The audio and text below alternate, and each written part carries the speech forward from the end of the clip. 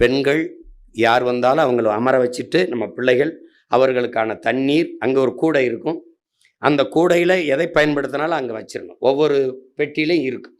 நீங்கள் ராமநாதபுரம்னா ராமநாதபுரம், சிவகங்கைனா சிவகங்கை, காரைக்குடின்னு அந்த என்ன சொல்கிறது, மதுரைனா மதுரை, அந்தந்த கட்டத்தில் வந்து அவரவர். அப்புறம் நீங்கள் வட மாவட்டத்துக்கு தனியாக வாகனம் நிறுத்த, தென் மாவட்டத்துக்கு தனியாக, மத்திய நடுவண் மாவட்டங்களுக்கு தனித்தனியாக வாகனம் நிறுத்த, ஏன்னா நெரிசல் வராமல் பார்த்து அதெல்லாம் இருக்கும். அதை பற்றி நீங்கள் கவலைப்பட்டுக்கிற வேண்டியதில்லை. ரெண்டாவது, பாதுகாப்பு வண்டி இருக்கும். அப்புறம் ஓய்வு வாகனங்கள் இருக்கும். பெண்களுக்கு இந்த கேரவன்கிறது இருக்கும். அது அந்த சிக்கலெல்லாம் நீங்கள் மனசில் வச்சுட்டு வர வேண்டியதில்லை. அப்புறம் நடமாடும் கழிவு அது இருக்கும், மொபைல் டாய்லெட்ஸ் இருக்கும்.